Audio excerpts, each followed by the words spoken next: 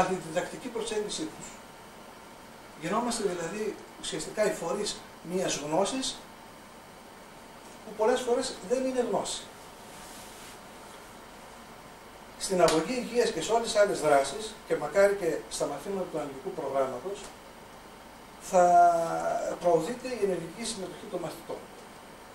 Γενικά, οι θεωρίες οι σύγχρονες πιστεύουν ότι ένας μαθητής μαθαίνει όταν εμπλέκεται στη διαδικασία της μάθησης ενεργητικά. Οι τεχνικές που προωθούν την ενεργητική συμμετοχή είναι πάρα πολλές, εδώ έχω κάποιες από αυτές. Μία τεχνική είναι η τεχνική των ομάδων μάθησης, που ουσιαστικά στηρίζεται στις κοινωνικές θεωρίες μάθησης. Ο μαθητής με τους συμμαθητές του και τον καθηγητή συντονιστή αποτελούν μια ομάδα στην οποία τα μέλη είναι σεβαστά ως μέλη, το κάθε μέλος είναι σεβαστό ως πρόσωπο, ως όλον, αλλά έχει ιδιαίτερη σημασία να δημιουργηθούν και οι αλληλεπιδράσεις μεταξύ τους, ώστε ο καθένας να μαθαίνει από όλους. Και βέβαια σε αυτή την ομάδα μάθησης και ο καθηγητής μαθαίνει από τους μαθητές. Όλοι είναι μαθητές και όλοι είναι διδάσκοντες. Ευχαριστήσω κάποιους ανθρώπους χωρίς την συνδρομή και την ευγενική κατάθεση εμπειριών των οποίων δεν θα ήμουν εδώ σήμερα. Αναφέρομαι στους προτεργάτες, στους διοργανωτές του σεμιναρίου, στην κυρία Θεοδωρίδου και στον κύριο Κιουτσί.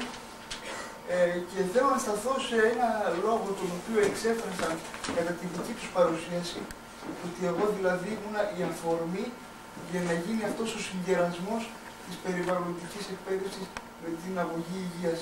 Εγώ θα πω ότι ήμουνα η αφορμή.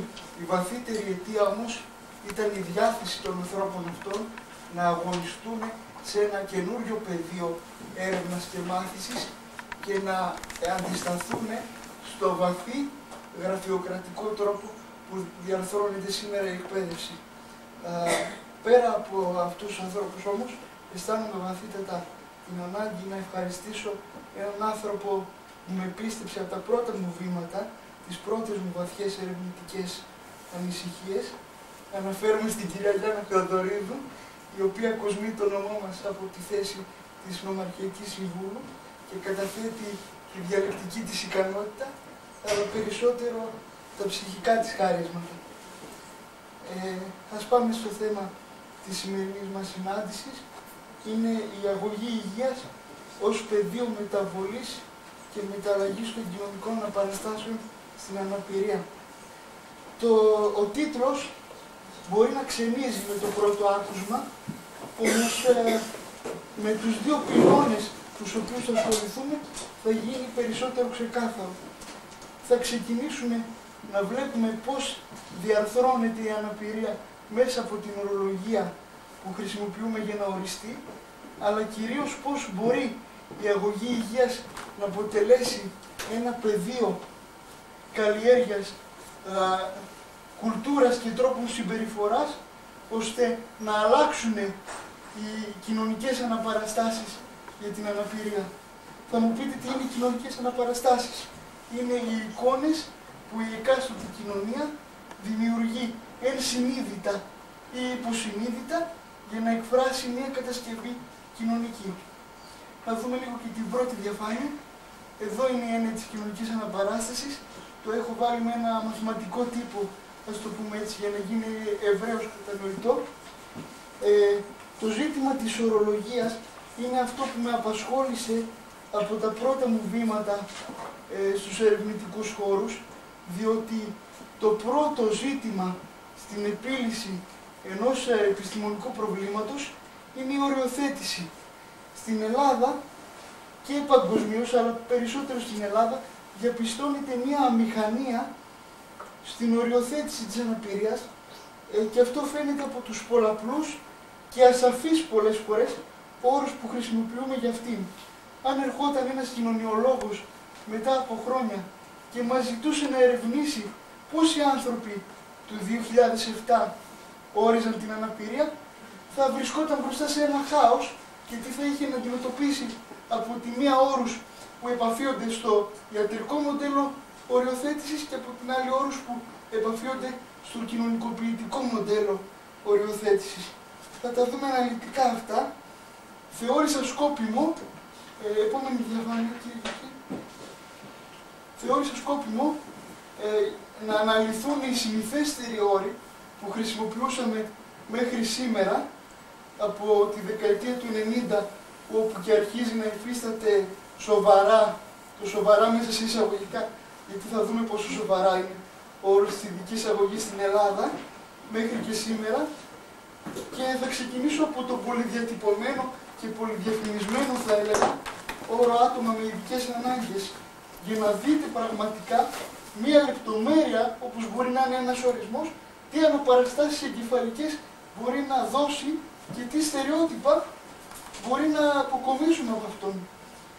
Με τον όρο άτομα με ειδικές ανάγκες βρισκόμαστε σε ένα μοντέλο ειδικών αναγκών που οδηγεί στην έμεση γετοποίηση, είναι σαφώς επηρεασμένο από το ιατρικό μοντέλο, όπου το ιατρικό μοντέλο πρεσβεύει ότι το άτομο που φέρει την αναπηρία είναι ασθενής και η πολιτεία ως τέτοιο πρέπει να τον αντιμετωπίζει. Επομένως μπορούμε να καταλάβουμε ότι δεν λόγος γίνεται για συμμετοχή περαιτέρω του ατόμου αυτού στην κοινωνική ζωή, αλληλεπίδραση και συναναστροφή. Εγώ θα επιμείνω πάρα πολύ και θα τονίσω τον όρο άτομο με ειδικές ικανότητες, γιατί έχει γίνει το λάθος τα τελευταία χρόνια από την στιγματική ορολογία που χρησιμοποιούνταν. Έχουμε φτάσει στην ωρεοποίηση των πραγμάτων που μας πάει σε άλλα μονοπάτια και θα δούμε ποια είναι αυτά. Ο όρος λοιπόν άτομα με ειδικές ικανότητες μας βρίσκει μπροστά σε ένα αναπαραστασιακό εγκεφαλικό μοντέλο ενός ήρωα, ο οποίος ήρωας σαφώς είναι ανεξάρτητος από το κοινό συναισθηματικό τύπο, δεν έχει ανάγκη να συναναστραφεί, να επικοινωνήσει. Λοιπόν, ότι μιλάμε για έναν άνθρωπο που δεν έχει καμία ανάγκη ούτε σωματική ούτε και ψυχολογική. Αυτός ο ορισμός θα μπορούσε να λάβει και εκπαιδευτικές προεκτάσεις, και αυτό θα το αφήσω στην κρίση σας. Είναι όλος μου ερευνητικός αγώνας. Ένας εκπαιδευτικός, κύριοι συνάδελφοι, που έχει στο μυαλό του ότι ο μαθητής του είναι ήρωας, είναι άτομο με ειδικές ικανότητες, πόσο αντικειμενικός θα μπορέσει να είναι και πόσο θα μπορέσει να διδάξει στο μαθητή του το δίπολο ίσα δικαιώματα και ίσες υποχρεώσεις. Το αφήνω στην κρίση σας αυτό. Βέβαια, όταν λέω ίσα δικαιώματα και ίσες υποχρεώσεις, εννοώ κατά το μέτρο του δυνατού, κατά το μέτρο που έχει οριοθετήσει το αρμόδιο ΓΔΑΗ για τον καθένα, ανάλογα με τις δυνατότητές μας να συμμετέχουμε ενεργά στην κοινωνική ζωή. Αυτός είναι και ο στόχος. Πρόσφατα διάβασα σε ένα καθόλου έγκυρο επιστημονικό σύγγραμμα τον όρο άτομα με δυσλειτουργίες και τον έβαλα σκόπιμα στη σημερινή μου ομιλία εδώ, γιατί φανταστείτε, όταν στους ακαδημαϊκούς χώρους χρησιμοποιούμε ατελείς όρους και με αμφίβολη εικονιστική αναπαράσταση, τι θα γίνει στην περαιτέρω κοινωνία, στην έξω κοινωνία. Ο όρος είναι αυτός άτομα με δυσλειτουργίες. Καταλαβαίνουμε ότι πάσχει επιστημολογικά, γιατί δεν διευκρινίζει ακριβώς σε ποιες δυσλειτουργίες αναφέρεται. Για να είναι οριοθετημένος ο όρος και σωστός, πρέπει να είναι σαφής. Πρέπει να δημιουργεί τις κατάλληλες εικόνες, είτε αρνητικές είναι, είτε θετικές. Μένω πολύ στον όρο εικόνες για να μπορέσετε να αντιληφθείτε το πόσο μεγάλη σημασία δίνουμε στις κοινωνικές αναπαραστάσεις, στην εικονιστική εγκεφαλική αποτύπωση που δημιουργείται. Επόμενη διαφάνεια. Βρισκόμαστε λοιπόν μπροστά σε τρία μοντέλα που απορρέουν από αυτούς τους λανθασμένους όρους, που παρουσιάζουν τα άτομα με αναπηρίες ως παιδιά, ως ήρωες, είτε ως άτομα που χρήζουν ήκτου και μεροληπτικής συμπεριφοράς. Θα σταθώ λίγο στο τρίτο πόλο εδώ, το άτομα ήκτου και μεροληπτικής συμπεριφοράς.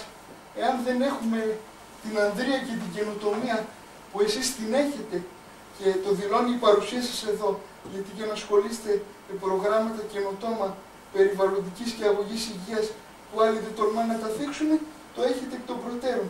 Αν λοιπόν ως εκπαιδευτικοί δεν τολμάμε να διδάξουμε ότι το άτομο με αναπηρίες μπορεί να ζει σε διαφορετικές κοινωνικές συνθήκες, αλλά δεν πάβει να είναι ένας πολίτης που πρέπει να γαλουχηθεί με κάποιες αξίες, με κάποια στεγανά αν θέλετε, που όμως θα ανδρώσουν το άτομο αυτό και θα το φέρουν στην κοινωνία υγιής ψυχολογικά. Γιατί η αναπηρία, αγαπητοί συνάδελφοι, είναι ένας χώρος που είναι ο χώρος των άκρων. Εγώ έτσι το λέω. Είναι ο χώρος που θα βρείτε τους πολύ επιμελείς ανθρώπους, είναι ο χώρος που θα βρείτε και κάποιους ανθρώπους όμως που έχουν μάθει να δρούν με ένα καθεστώς ωφελημιστικής συμπεριφοράς και τάσης. Εγώ τους λέω πολλές φορές και επαγγελματίες επέτες, χωρίς να είναι βαρύς όρος, το λέω με όλη την συναίσθηση των λεγόμενων μου. Μην ξεχνάμε λοιπόν ότι ζούμε στην κοινωνία της πληροφορίας και όλες αυτές οι πληροφορίες που κατακλείζουν καθημερινά την κοινωνία μας, από ποιον παράγοντα απορρέουν? Απορρέουν από ένα παράγοντα στον οποίο θα αναφερθώ στη συνέχεια και είναι τα μέσα μαζικής ενημέρωσης. Για τώρα όμως βλέπουμε ότι εφόσον τα κοινωνικά δεδομένα έχουν αλλάξει και εφόσον εμείς καλούμαστε να διδάξουμε την αναπηρία ως μια κοινωνική κατασκευή, οι όροι αυτοί δεν αντικατοπτρίζουν την πραγματικότητα τη σημερινή. Επομένως χρειάζεται να προσφύγουμε σε έναν άλλον όρο, όχι να προσφύγουμε σήμερα. Επόμενη διαφάνεια.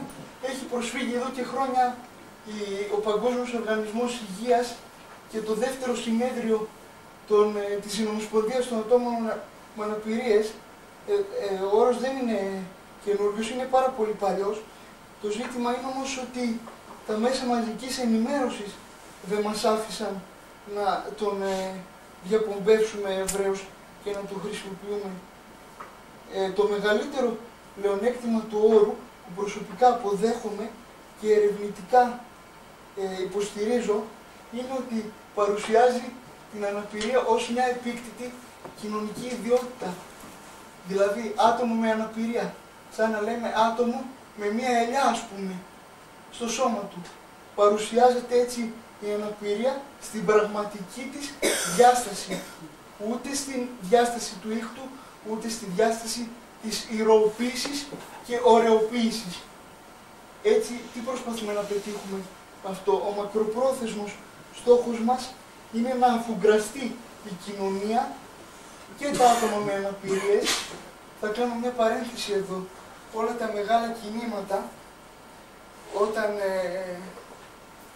προσπάθησαν να δείξουν τα δικαιώματα και τις υποχρεώσεις στην κοινωνία, είχαν οριοθετήσει ήδη ένα θεωρητικό πλαίσιο.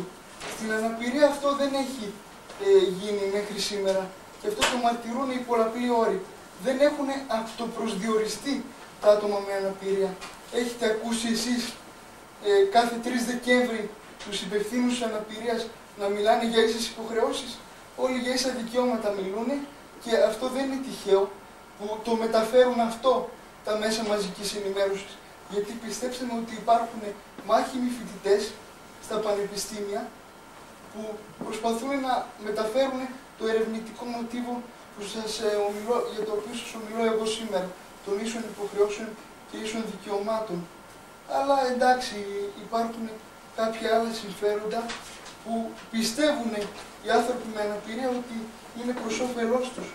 Εγώ θα έλεγα ότι είναι ευκαιριακό το όφελος.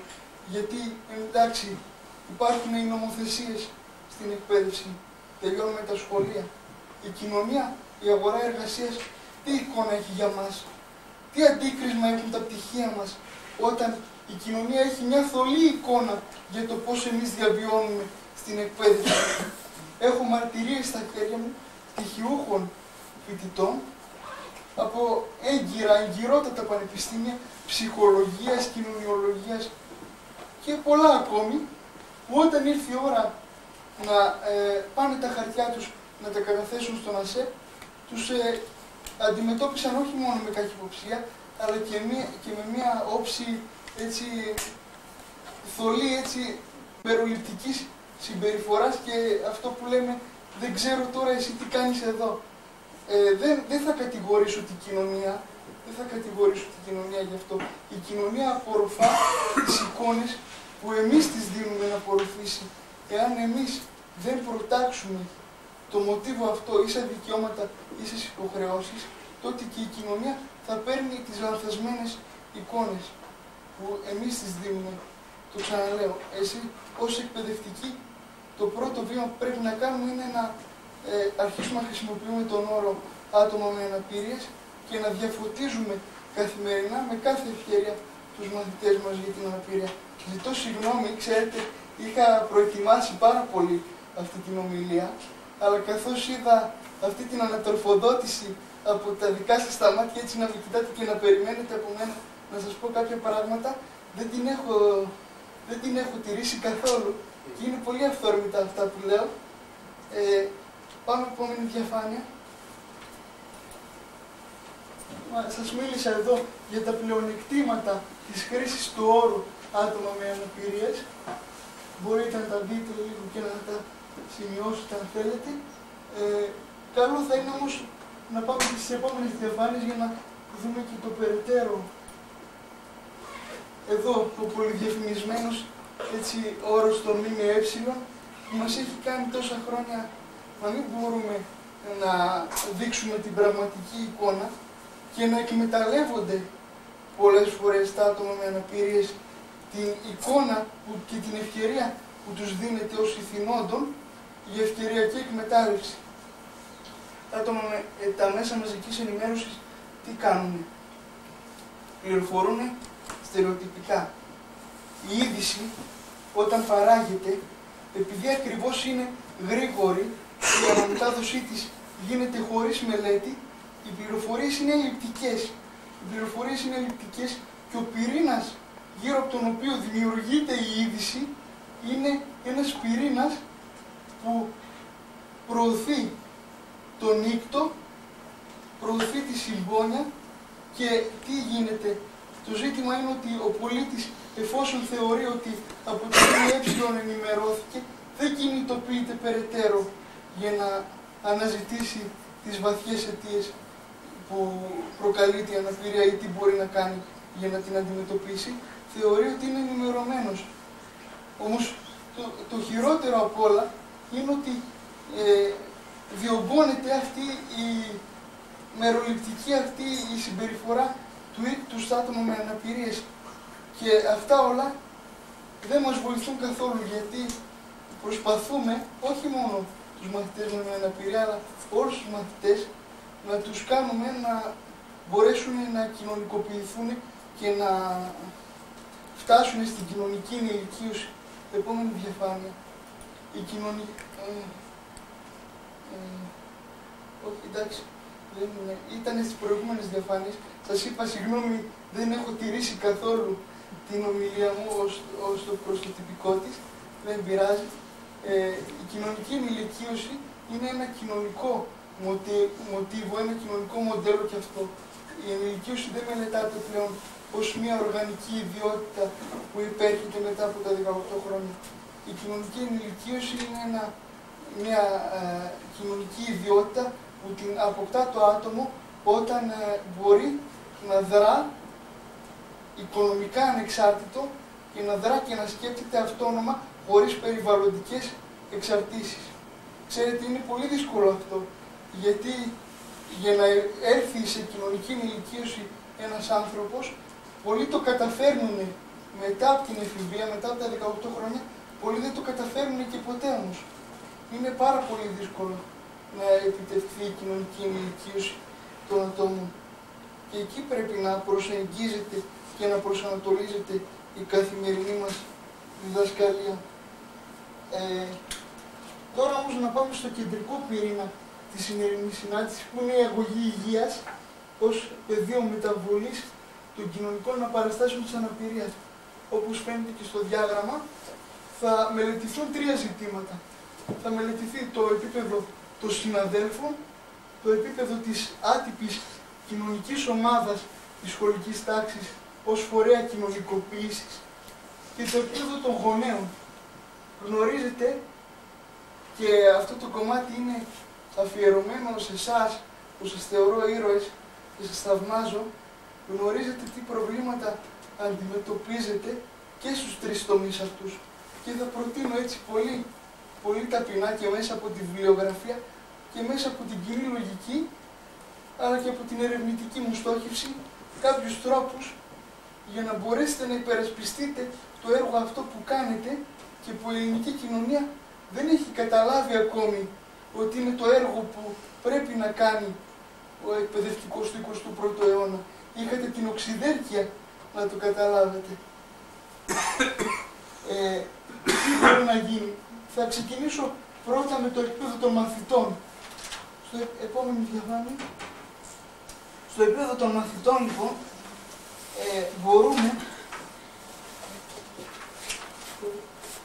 στο επίπεδο των μαθητών μπορούμε καθημερινά να διαμορφώνουμε τις συνειδήσεις των μαθητών μας μέσα από το κρυφό αναλυτικό πρόγραμμα.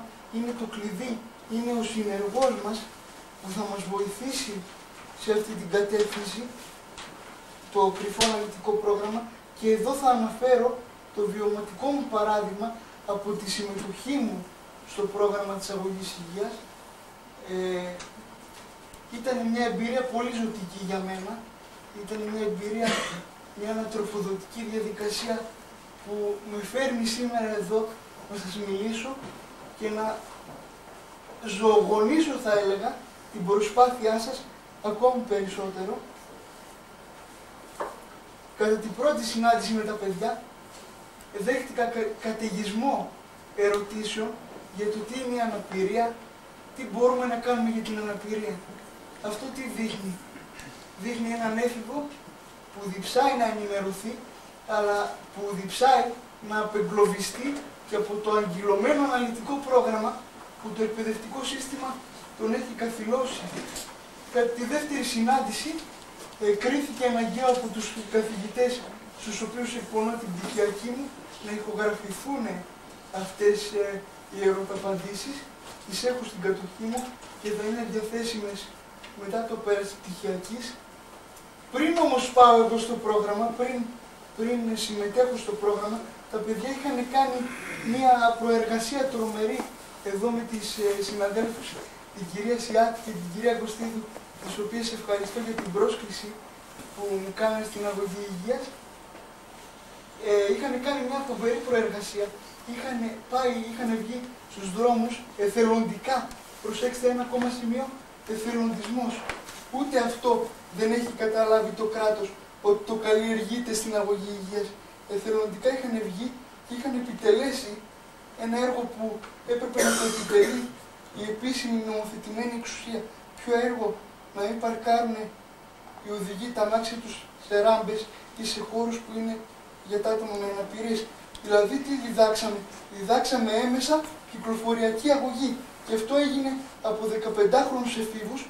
Γιατί όμως? Γιατί τους καταστήσαμε ικανούς, τους πήραμε από ένα γραφειοκρατικό εκπαιδευτικό σύστημα που τους απαξιώνει καθημερινά, που τους δίνει μια δεδομένη ύλη σαν ρομπότ και τους λέει να τη μάθουν. Τους πήραμε και τους είπαμε θα μάθετε σε μια άλλη βάση, σε ένα άλλο επίπεδο, σε μια άλλη κοινωνικοποιητική διαδικασία. Μην αυταπατάστε, μην αυταπατώνται όλοι και αυτοί ακόμη που εκπονούν τα αναλυτικά προγράμματα. Τα παιδιά δεν έρχονται σε εμάς για να μάθουν. Γνωρίζουν περισσότερα από ό,τι γνωρίζουμε εμείς. Εμείς καλούμαστε να επιτελέσουμε τον όρο και το ρόλο που εσείς επιτελείτε, του συντονιστή. Περιμένουμε να τα καθοδηγήσουμε και να τα θεωρήσουμε ικανά να μάθουν. Και εδώ θα κάνω ένα παραλληλισμό. Θυμόμαστε όλοι τα προγράμματα της Ολυμπιακής Παιδείας που ευκαιριακά είχε εκπονήσει το Υπουργείο και επιτελούσαν τον ίδιο ρόλο με την αγωγή υγείας. Πού είναι τώρα τα προγράμματα αυτά? Το δημοσιοϊπαλληλικό του ρόλο και το ρόλο του ως παιδαγωγού. Και τη σύγκρουση αυτή την έχετε ζήσει εσείς με τα στεγανά που καθημερινά αντιμετωπίζετε από τους συναδέλφους ως προς την εφαρμογή του έργου σας. Δεν έχετε να απολογηθείτε εσείς γι' αυτό. Τι μπορείτε να κάνετε? Μπορείτε να υπερασπιστείτε το έργο σας στα πλαίσια ενός συναδελφικού καφέ. Μην ξεχνάτε ότι είστε και εκεί εκπαιδευτικοί, δεν τελειώνει η δουλειά σας, με έμεσες κινήσεις διδακτικές, ακόμα και στους εκπαιδευτικούς σας, τους συναδέλφους, τους επιμορφώνετε.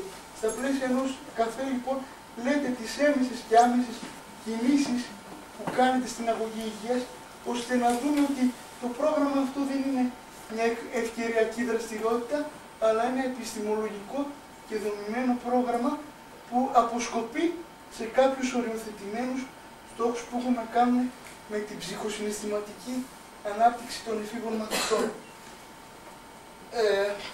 Αφού λοιπόν το καταφέρετε αυτό, πιστεύω ότι στην Ελλάδα, ξέρετε, αργούμε να αποδεχτούμε κάποια πράγματα, αλλά όταν τα αποδεχτούμε γινόμαστε κι εμείς συμπαραστάτες και ο Έλληνας λειτουργεί λίγο και με την ψυχολογία της μάζας, με το στερεότυπο. Όταν δει ότι κάτι που γίνεται είναι θεάρεστο και σωστό, ακολουθούν και οι άλλοι μαζικά μετά. Και ξέρετε και κάτι ακόμη, είναι φρέσκια γνώση αυτή, είναι από τη χθεσινή διάλεξη. Όταν υπάρχουν δύο ομάδες, είστε η ομάδα της αγωγής υγείας, είναι η ομάδα του συναδέλφου σας. Είστε δύο ομάδες που έχετε δύο διαφορετικούς στόχους. Είστε μια διομαδική προσέγγιση, λέμε στους χώρους αυτούς, ότι είναι φυσικό να υπέρθει η σύγκρουση, επειδή ακριβώς είναι άλλα τα συμφέροντα. Όμως να μην το είστε, γιατί όπως είπα είστε οι εκπαιδευτικοί, που για μένα είστε φάροι της εκπαίδευσης, σας βλέπουμε εμείς και ακολουθούμε και εμπνεόμαστε να κάνουμε περαιτέρω έρευνα και θα έρθουν καλύτερες μέρες για όλους μας, πιστεύω. Να ξέρετε κάτι, ότι εγώ αυτό που έχω αποκομίσει από τη συμμετοχή μου στο πρόγραμμα της αγωγής υγείας είναι το ότι τα παιδιά αφήνανε τον ελεύθερό τους χρόνο που μπορούσαν να το διαθέσουν σε οποιαδήποτε άλλη δραστηριότητα, που σήμερα κατακλυζόμαστε από άλλες δραστηριότητες, για να κάνουν αγωγή υγείας. Και μόνο αυτό το ζήτημα θα μπορούσε να αποτελέσει ένα ξεχωριστό θέμα μιας επόμενης ημέριδας. Είναι ένας στόχος που τον έχουμε καταφέρει ήδη. Απλά δεν μας έχουν βοηθήσει να το καταλάβουμε. Ένα πολύ εύκολα εφαρμόσιμο και υλοποιήσιμο τρόπο κοινωνικοποίησης ενός ατόμου με αναπηρίες μέσα στη σχολική τάξη. Η σχολική μας τάξη είναι μια μικροκοινωνία, ένα μικρό επίπεδο, που όμως φέρει τις αλληλεπιδράσεις από τη μακροκοινωνία, από την κοινωνία του ευρύτερου περιβάλλοντος του μαθητή. Ο μαθητής μας, όταν έρχεται στην τάξη μας, φέρει αυτές τις επιδράσεις από το περιβάλλον του σε εμάς. Και εμείς τι πρέπει να κάνουμε? Πρέπει να τον κοινωνικοποιήσουμε. Στα άτομα με αναπηρία το στίχημα δεν είναι να τους μάθουμε τις γνώσεις που προϋποθέτει το αναλυτικό πρόγραμμα. Το στίχημα είναι να καλλιεργήσουμε τις διαπροσωπικές σχέσεις, να τους εντάξουμε στην κλίκα των συνομιλίκων, όπως λέγεται βιβλιογραφικά, στην παρέα των συνομιλίκων. Εάν το πετύχουμε αυτό, ο μαθητής μας, δεν λέω το παιδί, σκόπιμα δεν λέω το παιδί μας, γιατί εδώ και χρόνια λέγανε τον όρο παιδιά με ειδικές ανάγκες και αποτυπώθηκε στην κοινωνική αναπαράσταση ότι τα άτομα με αναπηρίες είναι παιδιά. Λοιπόν, λέω ο μαθητής μας, εφόσον τον εντάξουμε αρμονικά σε αυτή την παρέα των συνομιλίκων, θα μπορέσει εύρυθμα να παρακολουθήσει και το αναλυτικό πρόγραμμα που διατείνονται όλοι ότι δεν εφαρμόζεται. Πώς θα εφαρμοστεί? Όταν έρχεται από ένα εγκλεισμένο περιβάλλον, ξέρετε κάτι, οι γονείς των ατόμων με αναπηρία όχι μόνο οι μερίδες τέτοιες δεν παραδέχονται, αλλά δεν παραδέχονται να πας και να πάρεις μια συνέντευξη από το παιδί τους ακόμα. Βιώνουμε τον άτυπο εγκλεισμό. Ο εγκλεισμός από τα ιδρύματα μπορεί να έχει τελειώσει εδώ και χρόνια, να θεωρείται παρελθόν, αλλά δεν θεωρείται παρελθόν. Στην περιοχή μας είμαστε 300 άτομα με αναπηρίες, ζωντανή και τρανταχτή απόδειξη της άτυπης ασυλοποίησης του άτυπου ιδρυματισμού, και ο μόνος μορφωμένος και κοινωνικοποιημένος είμαι εγώ.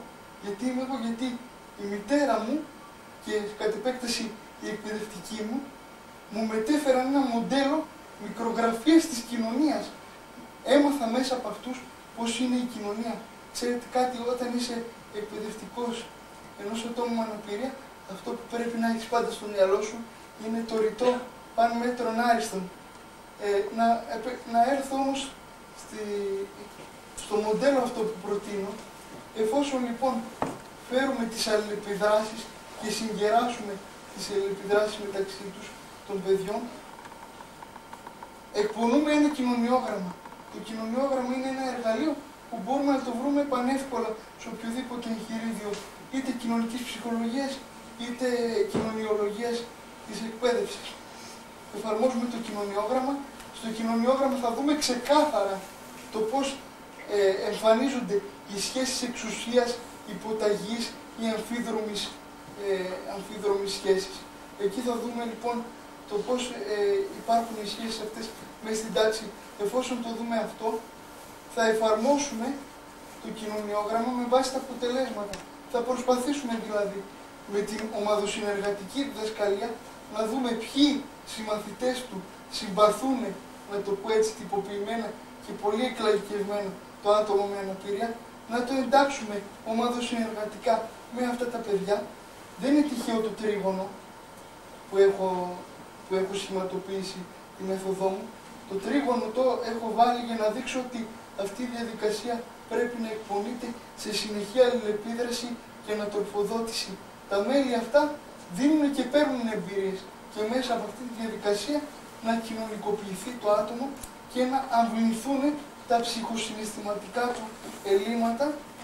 Πολλές φορές μας κάνουν να νομίζουμε ότι βλέπουμε ένα άτομο με νοητική στέρηση, αλλά δεν είναι δυστυχώς για την ελληνική κοινωνία η νοητική στέρηση τέτοια. Απλά είναι οι κραυγές τέτοιες που βγάζει το άτομο αυτό, μόνο και μόνο επειδή κάποιοι δεν τον θεώρησαν ικανό να ενταχθεί σε αυτό που λέμε εκπαίδευση. Και κάτι τελευταίο, και θα κλείσω με αυτό, είναι το σημαντικότερο από αυτά όλα που είπα, είναι αυτό που είδα στη διαφάνεια στο τέλος να υπάρχει. Το χαμόγελο ενός παιδιού είναι η καλύτερη αξιολόγηση για όλους εμάς που προσπαθούμε να κάνουμε κάτι καινούργιο στην εκπαίδευση. Ευχαριστώ πολύ. Να δείτε λίγο την ενδεικτική μου βιβλιογραφία και κλείνω. Ευχαριστώ για την υπομονή σας και την τρομερή αυτή ανατροφοδότηση που μου δώσατε.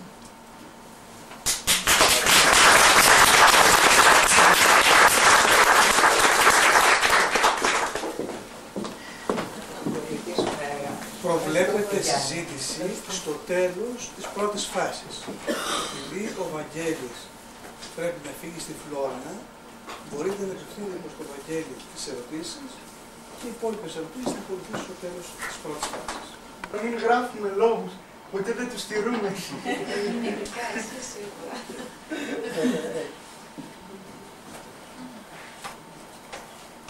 Εγώ θέλω να σας συγχαρώ γιατί το αντικείμενο της Χαριστέζης είπατε αλήθειες και περιγράψετε την εκπαιδευτική μας ζωή με έναν τρόπο σαν να ήσασταν παλιός εκπαιδευτικός, σαν να έχετε χρόνια εμπειρίας και χρόνια μελέτης πάνω στο θέμα.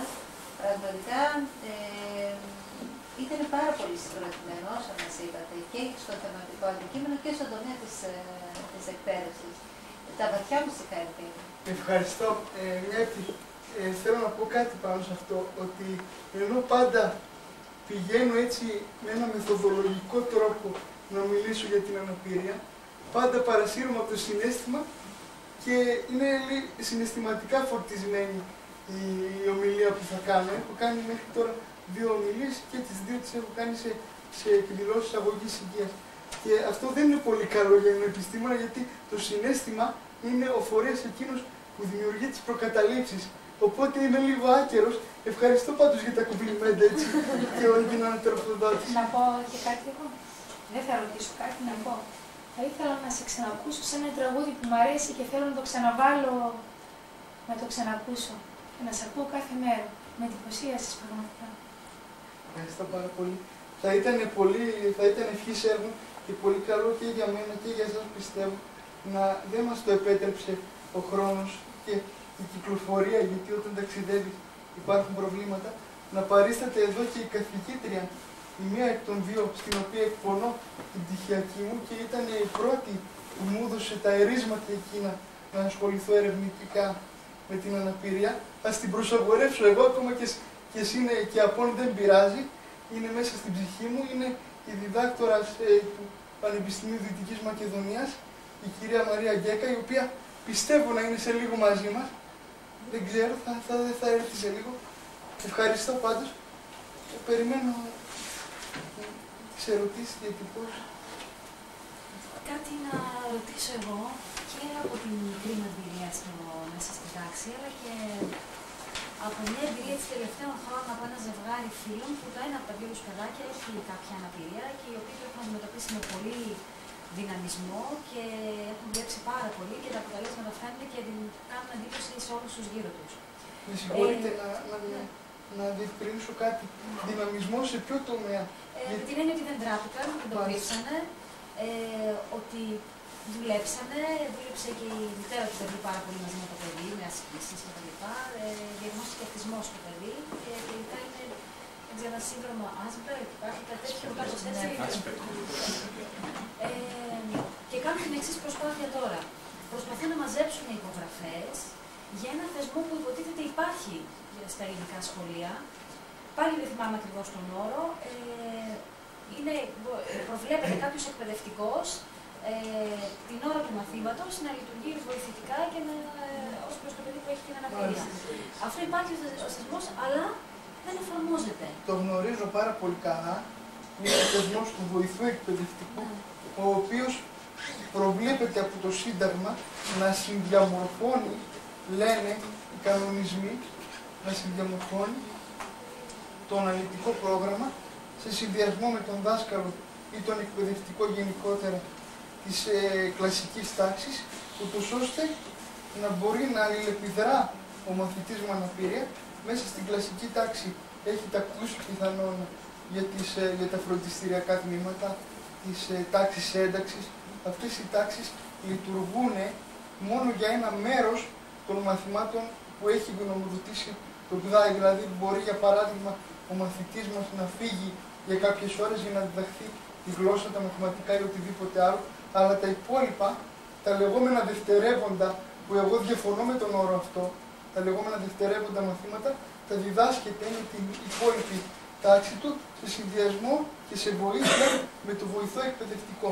Για να μην γίνουν παρανοήσεις, ο βοηθός εκπαιδευτικός δεν βοηθάει σε όλους τους τομείς, γιατί πρέπει να κοινωνικοποιήσουμε, πρέπει να ανδρώσουμε το άτομο με αναπηρία, δεν βοηθάει σε όλους τους τομείς, βοηθάει μόνο εκεί που είναι γνωμοδοτημένος για να βοηθήσει, εκεί που εντοπίζεται το πρόβλημα, εκεί που η αρμόδια επιτροπή του ΚΔΑΗ ή του ιατροπαιδαγωγικού κέντρου έχει γνωμοδοτήσει ότι υπάρχει η μαθησιακή δυσκολία ή η οργανική αδυναμία, όπως και ο Μιλών έχει ας πούμε κάποια οργανική αδυναμία που είναι η δυσγραφία.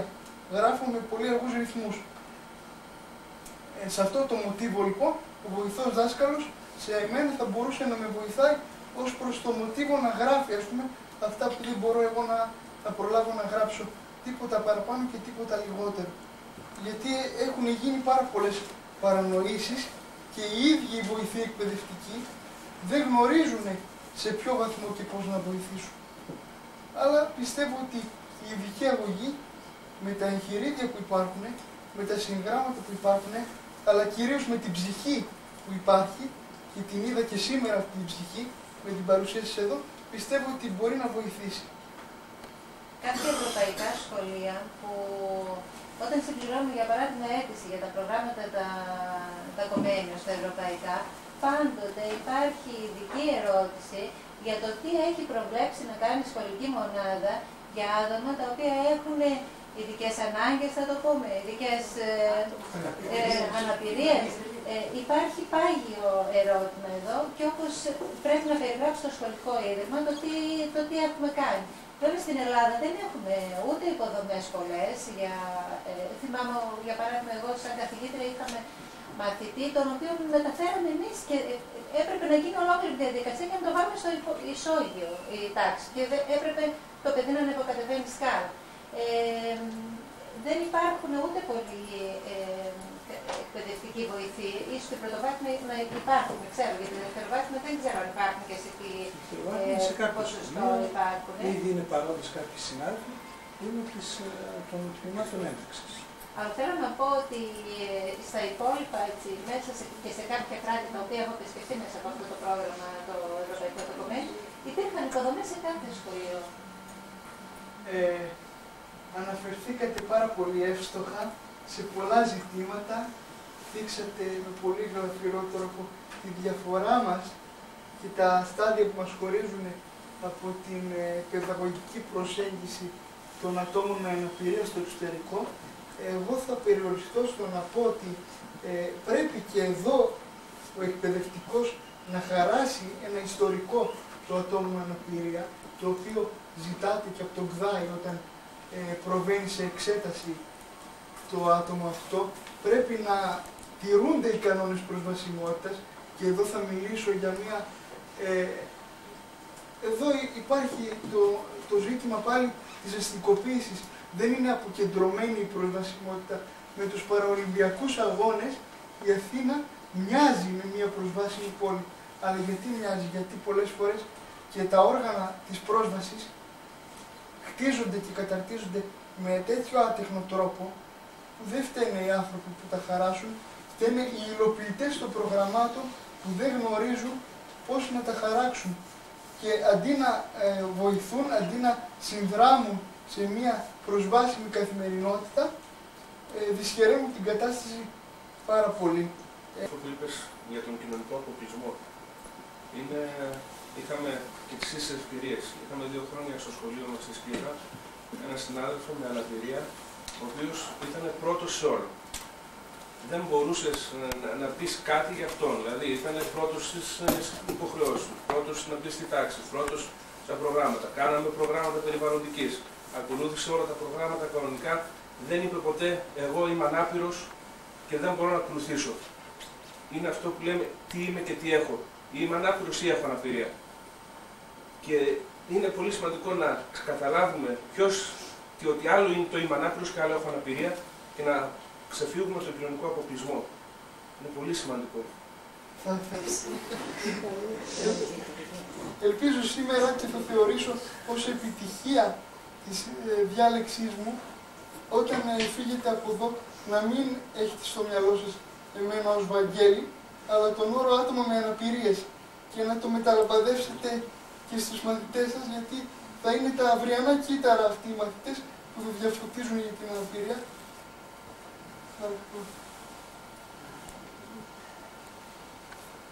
Η εισήγηση, τη διάλεξη του Βαγγέλη δεν μου το επέτρεψε το περιεχόμενό της να είμαι συναισθηματικά φορτισμένη. Αυτά που είπε με έκανα να καθίσω πάρα πολύ σοβαρά, να σταθώ πάρα πολύ σοβαρά απέναντι στην έννοια της αναπηρίας, απέναντι σε αυτά που γίνονται μέσα στα σχολιά. Αν θέλεις, υπήρξε πηγή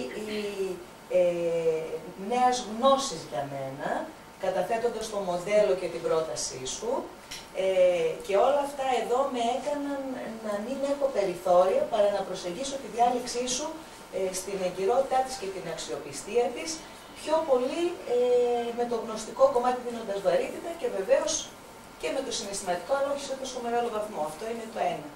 Το δεύτερο, και πιστεύω ότι όλοι θα συμφωνήσετε, είσαι ένα ιδιαίτερα χαρισματικό άτομο. Δεν το λέω για να υποθεί, για να πάρεις ένα θετικό κίνητρο. Και αυτό εδώ σου δημιουργεί μια πολύ μεγάλη υποχρέωση. Σε σένα υπάρχει ο συγκερασμός αφενός με του ανθρώπου με αναπηρία, αφετέρου όμως του επιστήμονα. Και αυτό εδώ σου δημιουργεί την υποχρέωση να προχωρήσεις, να μας βοηθήσεις όλους εμάς να κάνουμε επόμενα βήματα πάνω σε αυτό το κομμάτι το οποίο σε αγγίζει τόσο πολύ. Με κάτι που αισθάνομαι και πρέπει να το διατυπώσω και να το αποτυπώσω, δεν είναι ούτε ευχολογία, ούτε κοπλιμέντο, ούτε οτιδήποτε άλλο, είναι πηγαία έμπνευση, γιατί για μένα η κυρία Θεοδωρίδου μέσα από το έργο της το οποίο μάθαινα και ο κύριος Κιουρτσής μετέπειτα